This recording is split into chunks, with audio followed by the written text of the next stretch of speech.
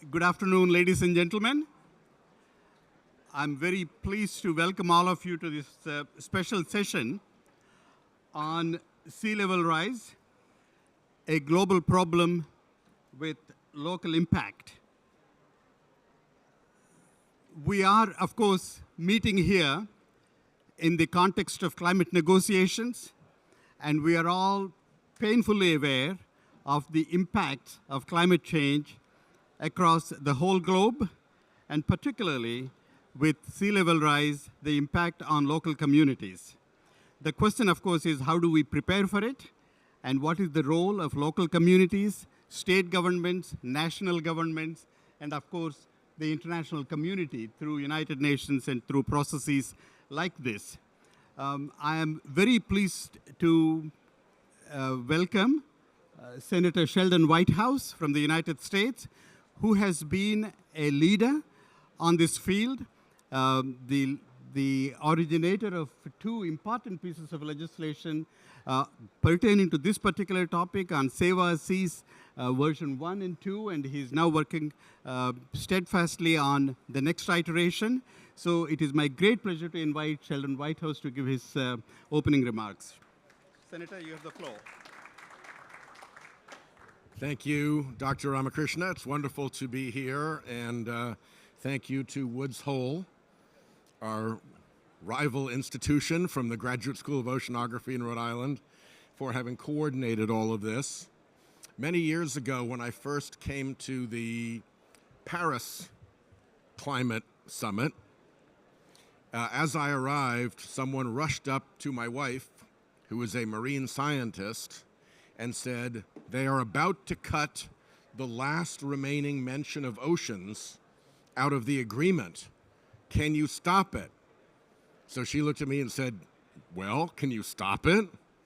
So I called John Kerry, then the Secretary of State, and said they're about to remove the last remaining mention of oceans from the Paris Agreement. Can you stop it? And he said, give me a minute. And sure enough, the mentions of oceans in the Paris Agreement survived. And COP after COP, oceans have become an increasingly important part of the conversation, and the Oceans Pavilion has been an important part of that recognition. So I'm particularly grateful to be here. I think even now, we still underappreciate the importance of oceans in the climate conversation. And I usually use as my point of illustration the zettajoule. The joule is the standard unit of heat energy. Zetta means it has 21 zeros after it. It is a really big number. And to put a practical measure to that really big number, if you look at all of the energy consumed by all of the humans across all of planet Earth in a year, it amounts to 1/2 of a zettajoule. And for the price of the fossil fuel component of that 1/2 zettajoule, we are dumping 14 zettajoules of excess heat into the oceans every year. It is a massive amount. People often think that, well, there's a fraction of the energy that we're producing that goes into the ocean. No, no, no. It's a 30 times multiple because of the way in which the atmosphere works.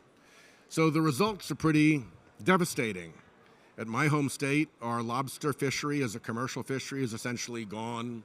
You almost never see trawlers moving up Narragansett Bay because the winter flounder, which used to be the catch that made it worth it, are almost gone. Around the world, we are losing our coral reefs, the incubators of the ocean. And of course, that heat creates thermal sea level rise in addition to melting oceans and ice caps, melting glaciers and ice caps and so forth. So we're looking at some very serious sea level changes and predictions. I'll make one last point before I join the panel, and that is there are phases to the climate conversation. The earliest phase was the science phase. Thank you to all of the scientists. You did your job. You got the information out there, and it was solid. Then, once it became solid enough to suggest political action was required, we entered phase two, the political phase of the climate conversation. I regret to inform you that we have not done our job. The fossil fuel industry has been extremely effective at diverting the public, buying influence, corrupting members of Congress and the institution, and preventing the kind of progress that the science indicated was necessary. Now we're entering era 3 of the climate conversation, which is the economics era. And that is when climate change becomes so real and so immediate that it starts to affect people in their real economic lives. And the ground zero for this is the home insurance market in Florida. We have had testimony in the Senate Budget Committee over and over again about how when climate makes things unpredictable, like sea level rise and storms, then you can't insure any longer. And when insurance becomes unaffordable or unavailable, you can't get a mortgage any longer. And unless you're a creepy billionaire living at Mar-a-Lago, you need people who can get mortgages to buy your house. Another creepy billionaire will pay cash for Mar-a-Lago. But if you're living in a development outside of Orlando and you're a plumber, when it comes time to sell your house, you need somebody to have access to a mortgage. So there is a cascade from the insurance collapse to the mortgage collapse to the property values collapse.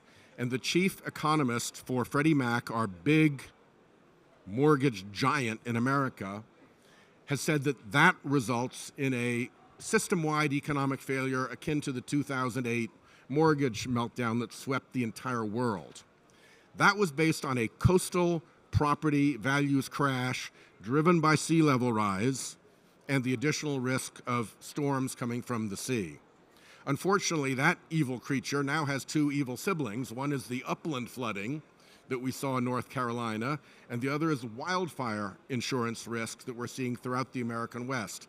That combination of threats to a stable insurance market is in the early stages of an economic cascade that I believe is going to end up with very significant economic harm, which is going to put all the more impetus into solving this problem. So thank you for your work. Thank you for your focus on oceans. They really are the unappreciated center of what is happening on climate, and I'm very proud to have the chance to be with all of you today.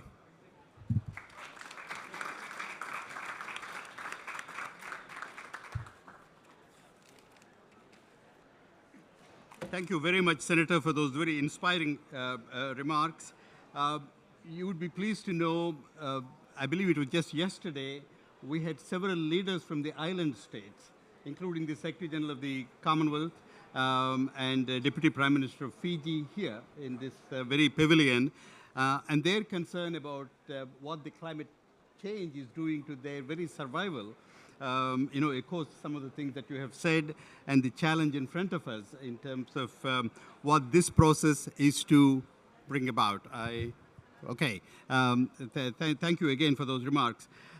We are joined on this panel by Dr. Katya Mathis, who is head of Geomar, one of the partners of this Ocean Pavilion, and also by Dr. Suzanne El Garabwe from Egypt, Vice President of the National Institute of Oceanography and Fisheries.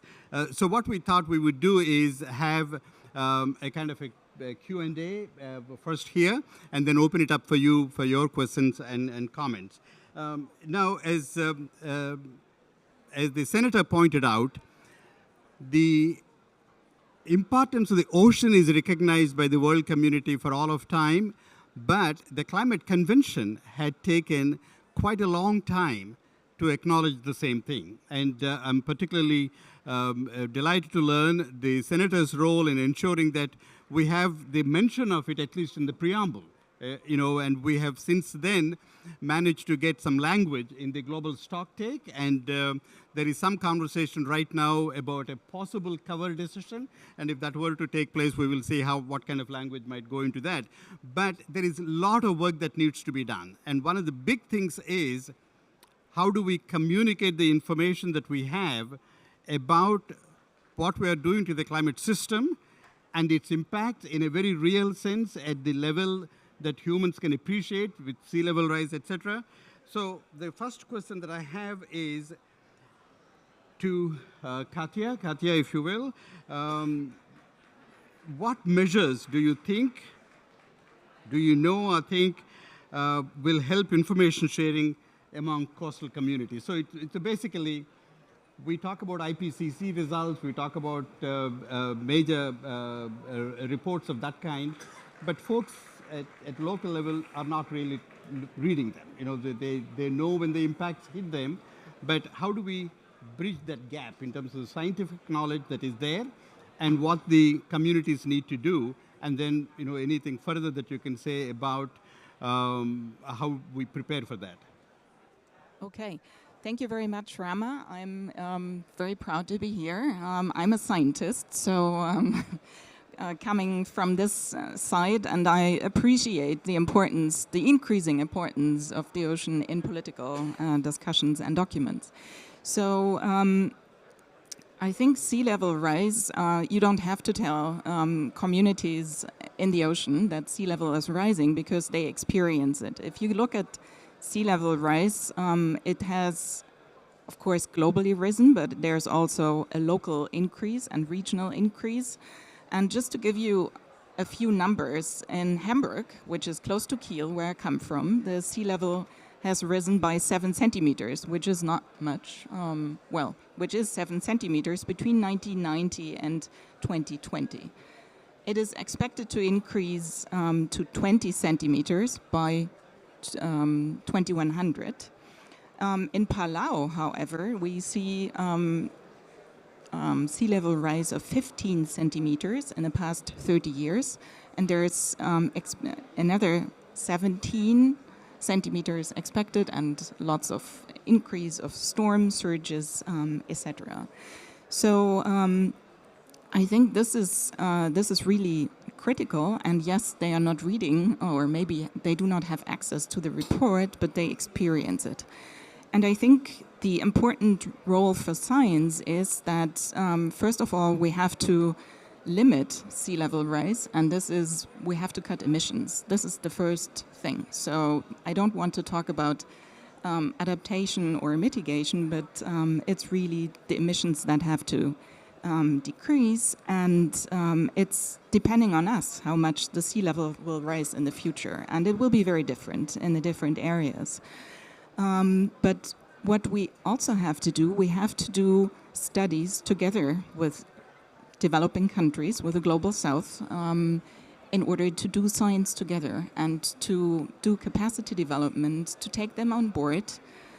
We are planning from Geomar a big international campaign in 2028 where we want to go to Cabo Verde, which is developing island state, west of Africa. We have an outpost there since 2017, and we are planning a big campaign going with several international ships to measure this upwelling system and to do it together with the West African countries and really do co-design and try to understand this important upwelling system, how it is under threat of climate change, warming, acidification, loss of oxygen, because it has a big impact also on the fisheries. So I think co-design and also capacity development is very important to bring the message to everyone.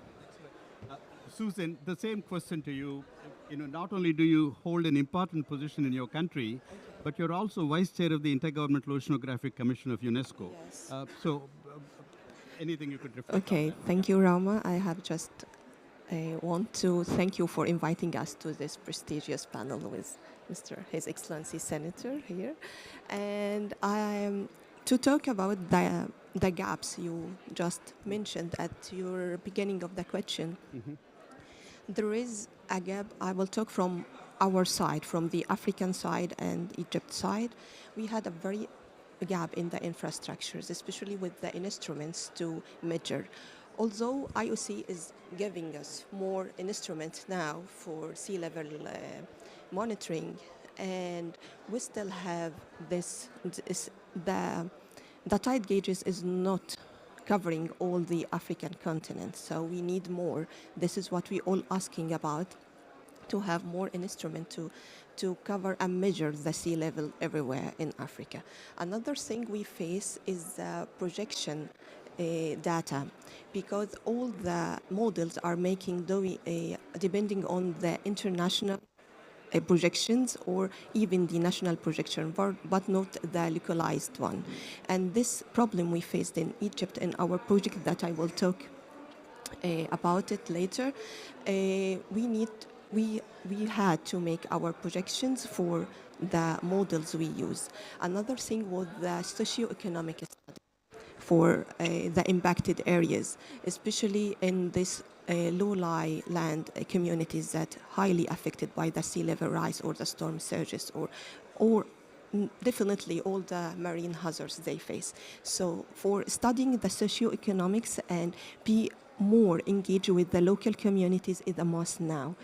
And this is what we are doing, using these workshops and enhancing their awareness about all the all the hazards.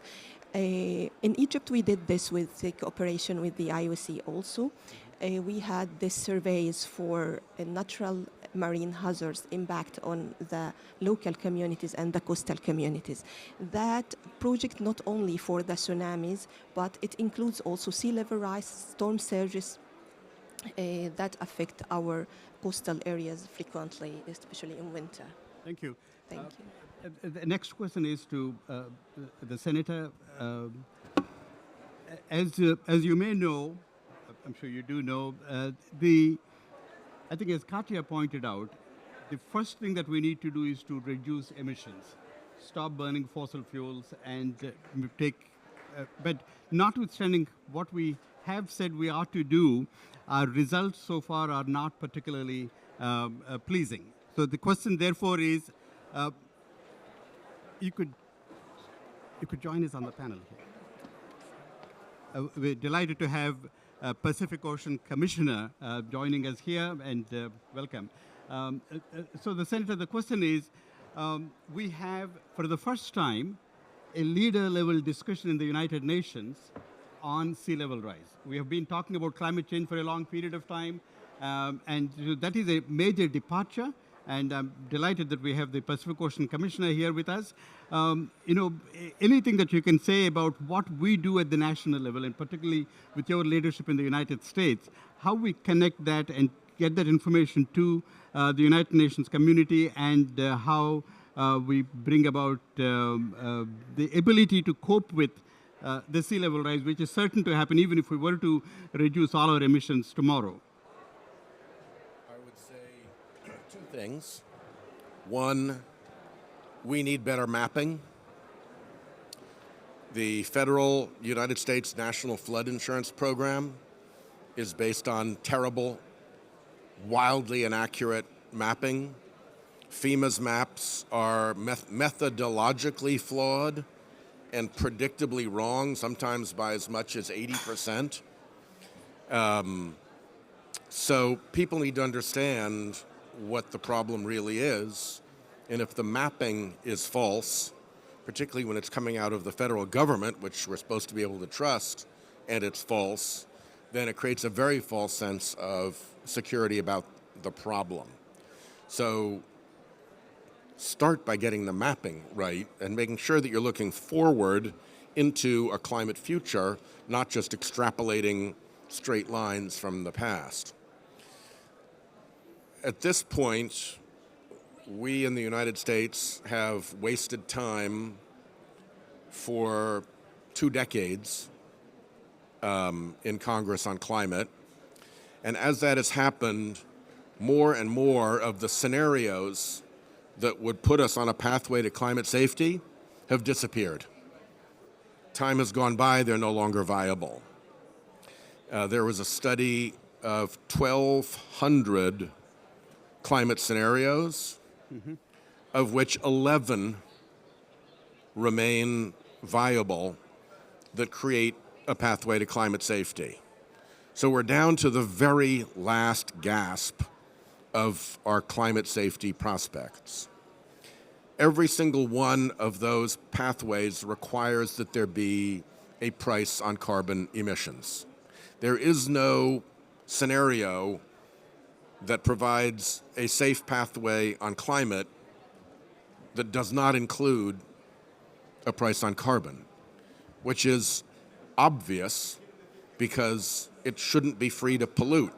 That's an economic law violation, that's a moral law violation, and if we had better laws, it would be a legal law violation as well. So we're on a very, very short time frame right now to get a price on carbon moving, and that is why I think that the European Union CBAM, joined by the UK, their carbon border tariff, is the single positive critical piece.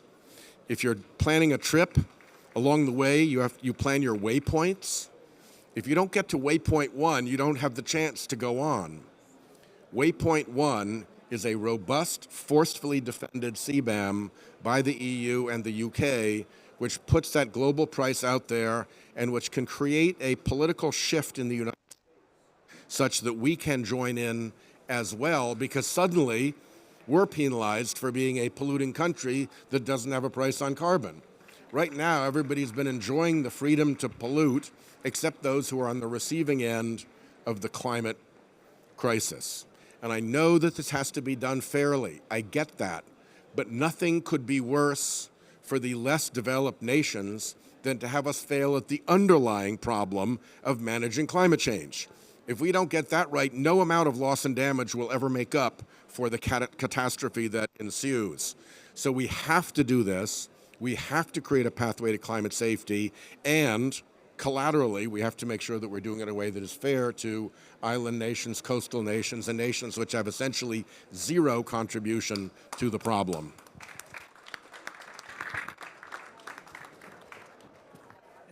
That is a very nice lead into you, Commissioner Manoni. And so we're talking about the issue of sea level rise, and particularly the vulnerability of low-lying communities as well as island states.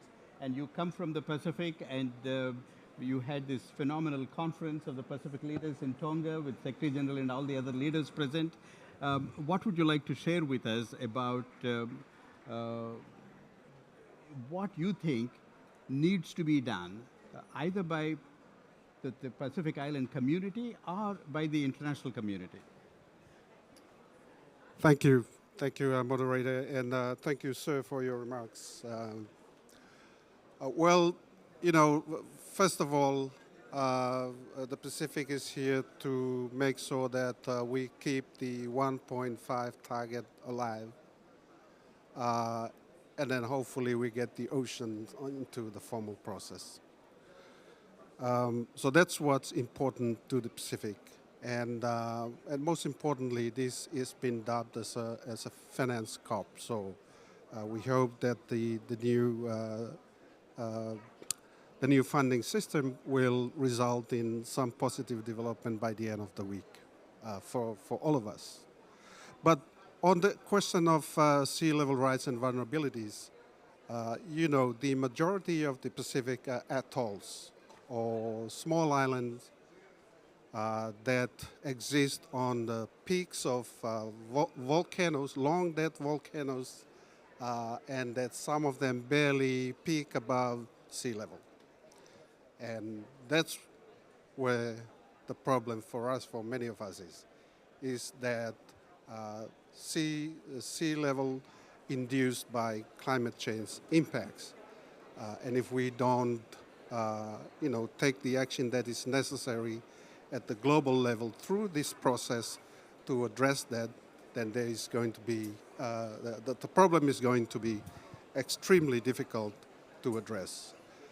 But we are not sitting idle and stopping there. We are doing things to say, like our development partners and multilaterals have told us to help ourselves help ourselves. So we are not sitting idle.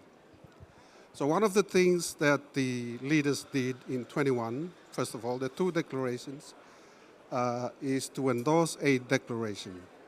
And the essence of that 21 declaration is that notwithstanding inundation caused by climate change-induced sea level rise, once we mark our boundaries and baselines, there is no need to return to the UNSG and deposit new lines.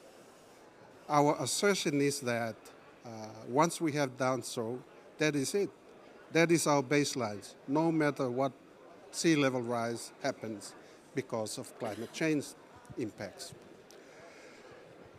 Last year, leaders also looked at the declaration on sustaining statehood. I mean, of course, the Montevideo Convention on Statehood, I think it's probably, many years old now, and circumstances are very different now than when that convention was negotiated, and perhaps only for a limited part of the globe. But we are trying to, if I can say fight, but we are trying to fight this whole climate action from a multiple of fronts, through political level, through the legal systems. Very soon there will be oral arguments at the International Court of Justice on the question on obligation of states, I think at the end of the month or early December. There was also a decision by the ITLOS, the International Law Tribunal of the Law of the Sea, at the referral by COSIS, small island states, Tuvalu and Antigua and others led. And also these declarations. And what we are doing is speaking to all our friends globally to see if we can see eye to eye to this. Because frankly, this sea level rise issue is not going to be exclusive to the Pacific.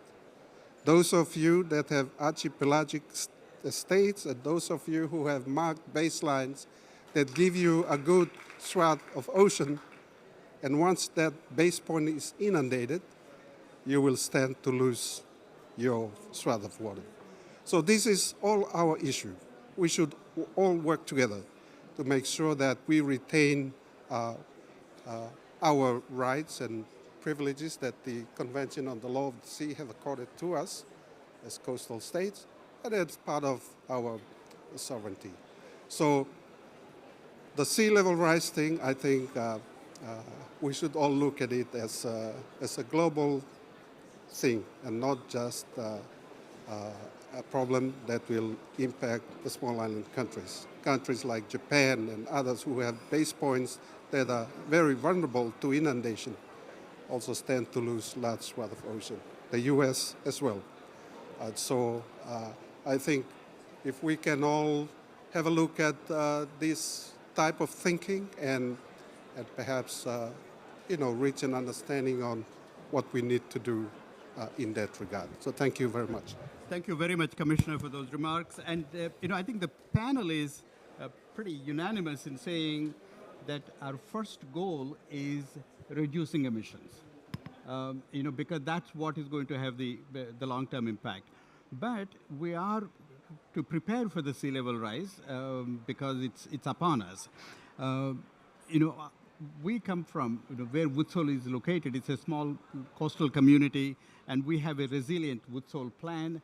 And the state, Massachusetts, has a mass resilient plan as well. So Commissioner, you were there in the panel. In fact, you moderated the panel with Commonwealth Secretary General, and she was talking about how she used technology to develop seawalls and AI in particular. So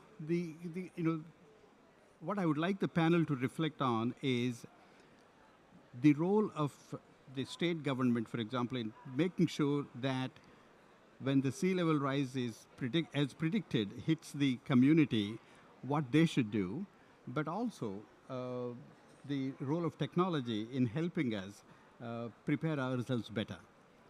Anyone who would like to go first? Yeah, so I think I would like to address a little bit the potential solutions, and I think the ocean can provide lots of solutions. So one thing is to cut emissions, one thing is to have carbon, to have a price on carbon, but then the ocean as the biggest carbon reservoir can help us tackle climate change and damp this temperature increase.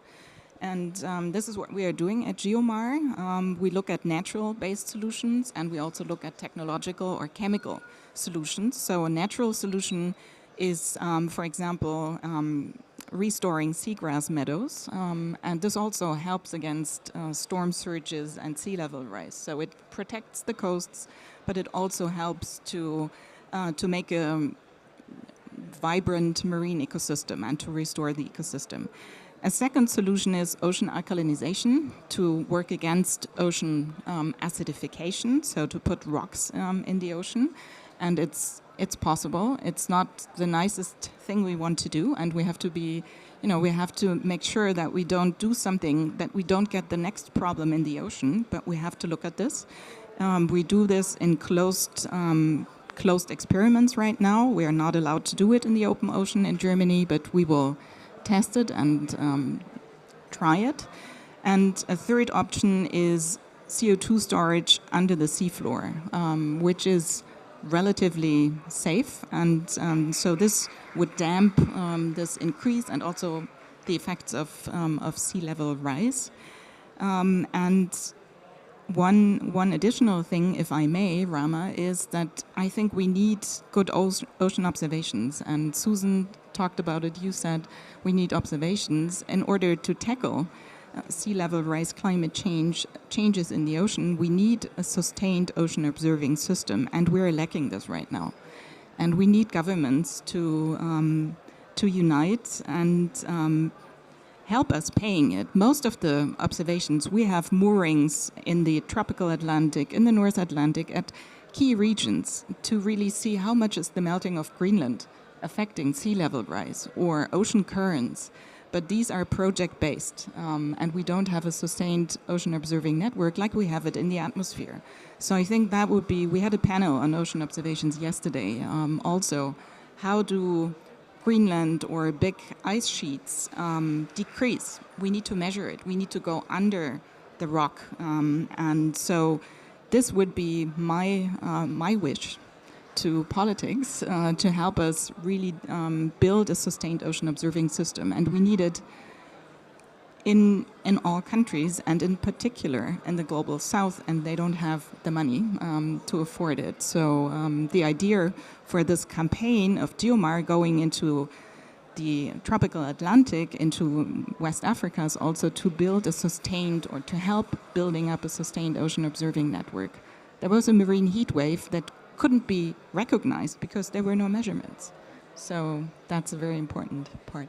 Thank you, Katya. Senator, I wonder if you could reflect on some of the things that Katya had mentioned. Obviously we need to reduce the emissions, but IPCC is very clear that to be able to be within the Paris climate goals, we need to sequester carbon, remove carbon from the atmosphere. That's a big challenge. I mean, there is a lot of work that we know as the scientific community is doing, but what do you see government's role in that, and what, anything that you could advance on that would be great. I think that the most important thing we could do would be to, in fact, put a price on carbon. Once you put a price on carbon, you put a reward on carbon removal.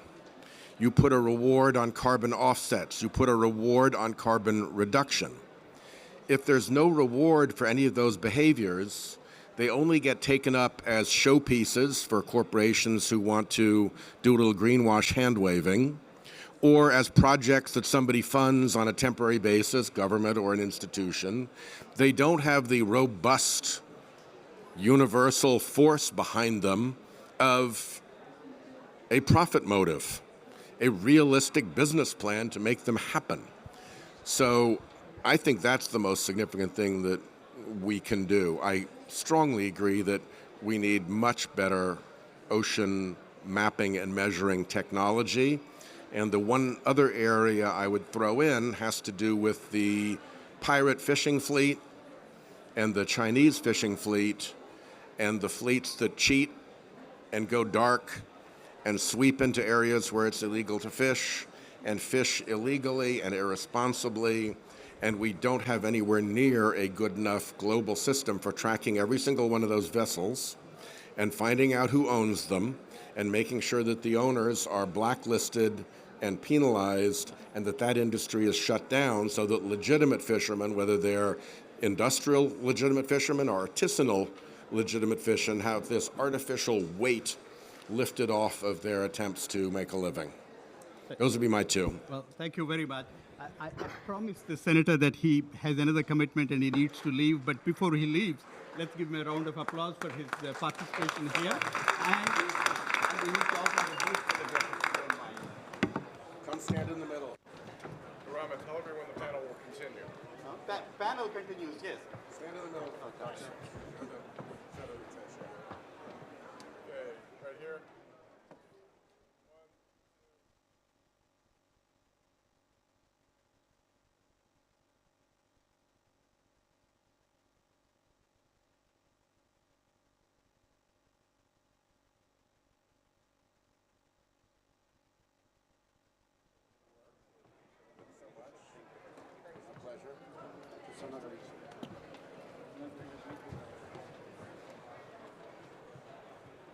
Thank you, Senator, again for your presence here. And now to continue, Susan, would you like to reflect on the same point that Yeah. we're talking about? I have to thank Katja and Mr. Senator for their idea about the lack of observation. This is a very important issue, and also the not accurate mapping we had. And this, as I mentioned in my first intervention, that we had this problem and we face it really. But what we do in GOOS as a global ocean observing system is we try to invest more in this and try to ask the member states to allow us for more observations, even in their national waters or in the international waters. We have to say that until now we have this problem with the governance of the ocean observation in open waters, but we are working hard for this for the coming years. The other thing I want to reflect on is also like Sir from the Pacific Islands, he say that they are suffering from the sea level rise, but also the low-lying areas like the deltas is also suffering. And one of the major announcements was about the Nile Delta we had in Egypt, because we had this lowland area with an impact from the subsidence from the land. This is double the effect of the sea level rise on our coastal areas. What we have did for the engineering, building our solutions is okay and could defend and protect the coasts from the storm surge from the sea level rise, but at the same time they are highly expensive. To developing countries, this is not the best choice to do, especially with low-income countries that are not interfering with or not the reason for the emissions, but they totally suffer from the impacts. So in our case study in Egypt, we had this natural-based solution. And I think yesterday we had a session here representing this under the Marine Hazard Mitigation Center we have in Egypt. We did this natural-based solution using the reeds.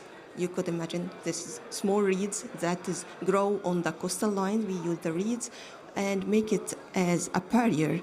And when the sand blew on the reeds, they accumulated and form a sandy dune. So we artificially make a sandy dune with a simple idea.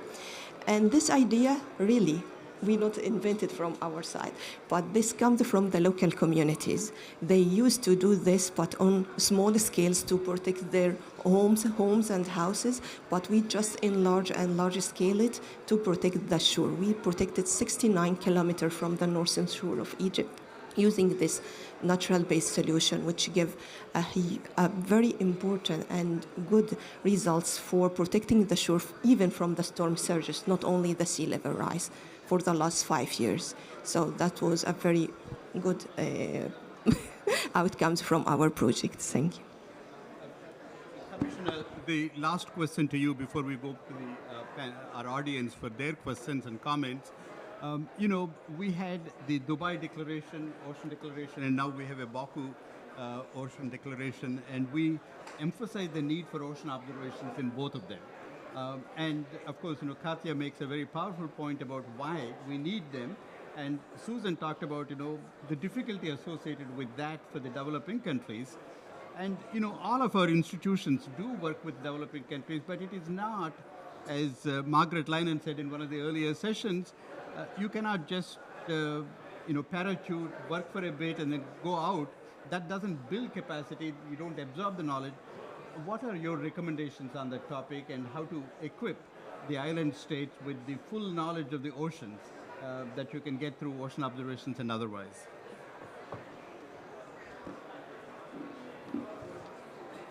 Thank you. Thank you. That is a very good question, and it's quite a challenge for us in the Pacific, and the importance of observation. I think data is very important, and not. Data meaning actual observations of locales and localities and communities and areas where there is evidence of the issue. And I think due to capacity, due to resources, due to many other factors, I think is slowing or not allowing us to properly monitor the issue. But I think perhaps a way to do that is capacity, and also maybe utilizing the institutions that are prevalent, that are established in the region to support that. So rather than parachuting into on a special project and then leaving, maybe that could be embedded in a regional institution.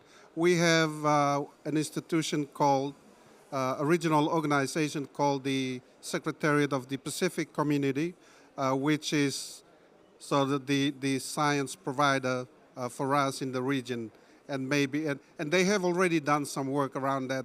In fact, they have built models of the Marshall Islands as well as Tuvalu, and forecasting what the sea level inundation would be like in the next 10, 20 years. But strengthening that type of capacity, I think, is important with institutions and regional agencies as opposed to project-type assistance that comes into the region. Thank you. Thank you very much, Commissioner, for that. Now the floor is open for your questions and comments. I just want to highlight one report that we produced from Woods Hole. What this does is it reflects on some of the things that the Commissioner talked about, the unanimous advisory opinion of the International Tribunal on Law of the Sea, and also reflects on the upcoming International Court of Justice decision on the topic. There are a few copies here, but there is a QR code outside. If you're interested in it, please take a copy of that. But now the floor is open for your questions and comments. Vladimir, somebody could get the microphone to him? Yeah, there it is. So much for this. You hear me? Probably. Yeah, yeah. You know, No. thank you for this. Oh, yes. Sure. So, you know, I think several key messages were not mentioned in this discussion. Okay. Why don't you come here? Yeah, let's. Not properly dressed for this audience, sorry. So, you know, ladies and gentlemen, several key messages I think should be added. First of all, you know, because we worked on the global sea level rise in the World Climate Research Program, also in the Environmental Oceanographic Commission of UNESCO, there are some really global developments that need to be taken into account. One of them, you mentioned observations, but I think what we really also need to indicate here is the presence of the Global Sea Level Observing System, GLOS. You mentioned this. So the system is stable, but at the same time, on top of that, there is a satellite observing system. Together, they are providing quite good information. Good to see you. So the second thing is that in the World Climate Research Program, there was a special challenge called regional sea level rise. It was a successful challenge, but you know, it really faced the issue of predictability. It is very difficult to predict sea level rise in a local area. In the United Nations, there was a discussion at the Security Council of the implications of sea level rise. And there were some decisions, but they were not informed by the best science. So I think what is really missing here is integration of observations, of research, and then that important meeting in Tonga, you know, it also resulted to some extent in another claim that we need to cut carbon emissions. I fully agree with that. But unfortunately, sea level rise, we have already commitment to sea level rise. It's going to continue.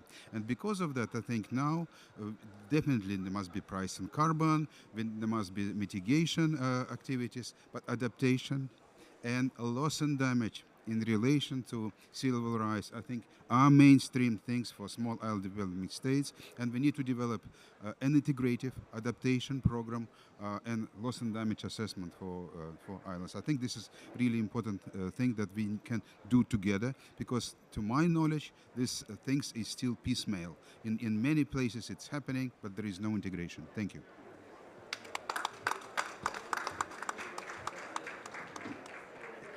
Thank you, Vladimir. Any other questions, comments?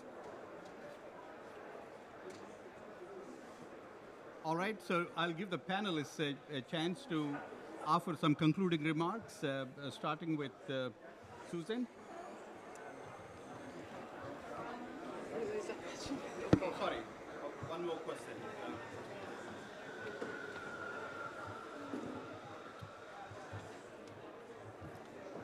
Hello, everyone. My name is Roosh Khan.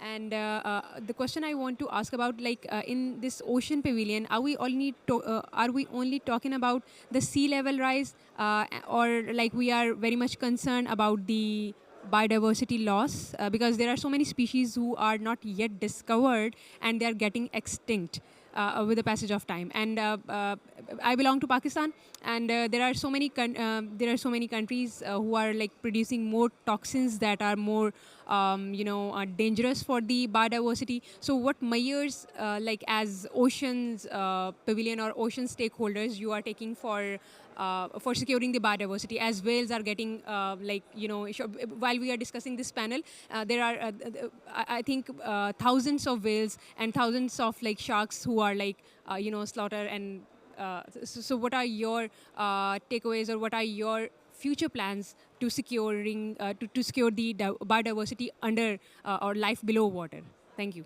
Well, I can answer that, and then I would go back to the panelists for their concluding remarks. I want to issue, this is the first session on sea level rise, 1 hour, okay? And then we had a range of topics covered already, and they talk about marine conservation, biodiversity protection, marine protected areas, a whole range of items. And there was a very rich program. You would want to get a hold of our website.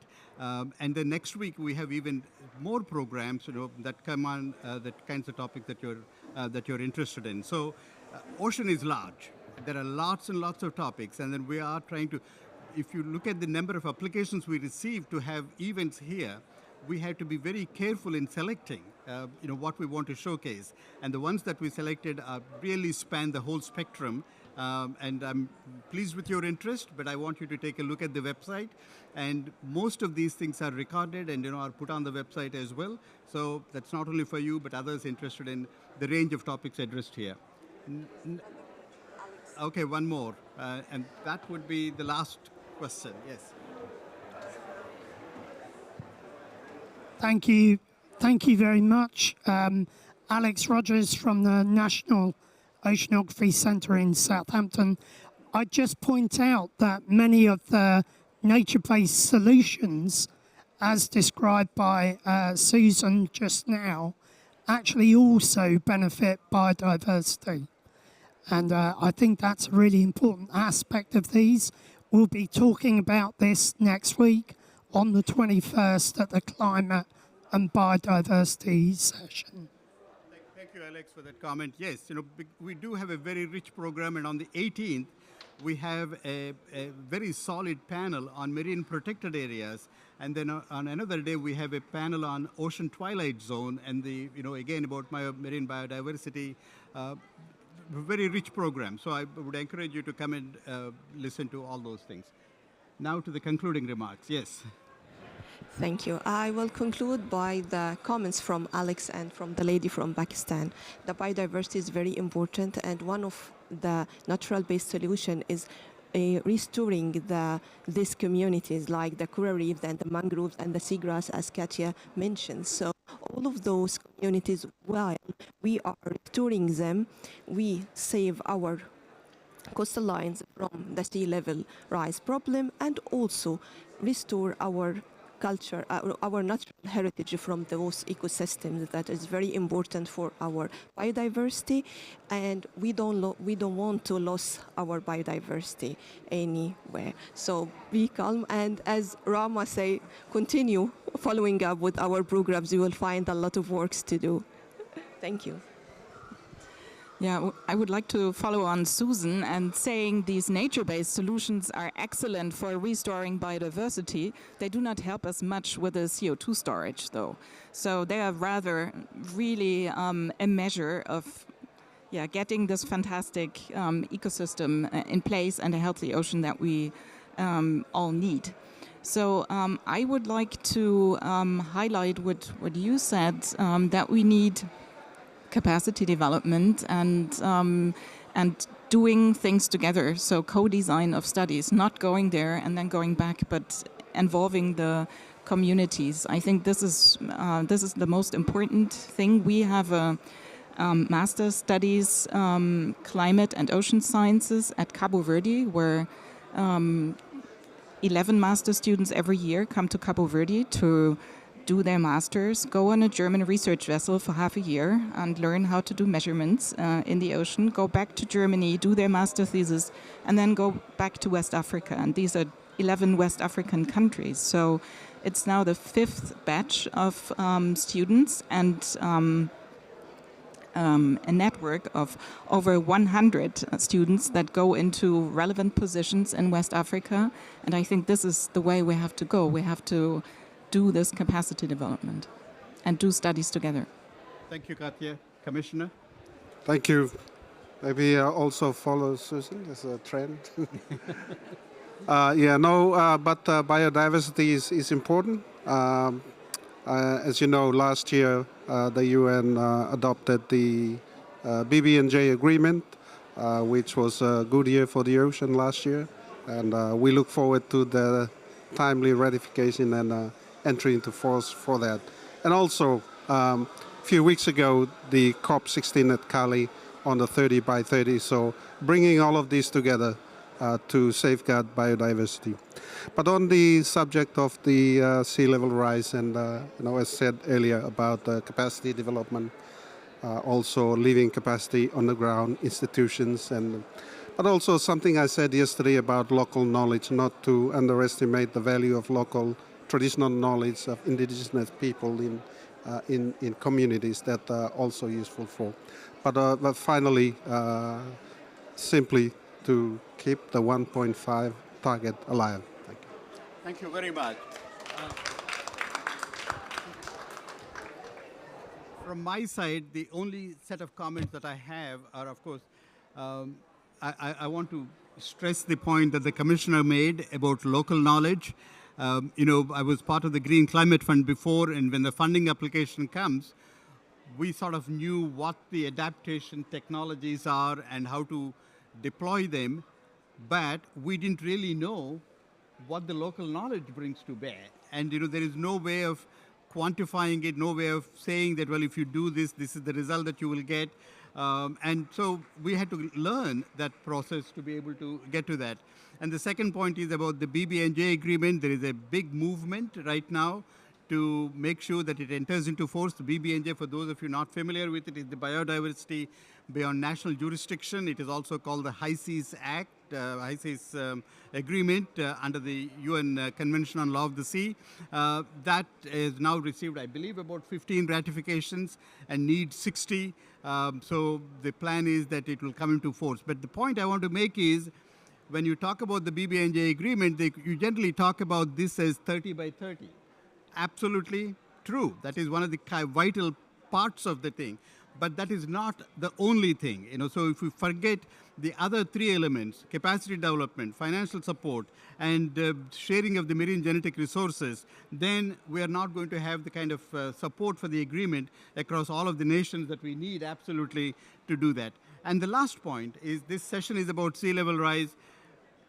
Absolutely. I mean, we are going to face the impact of sea level rise no matter what we do today.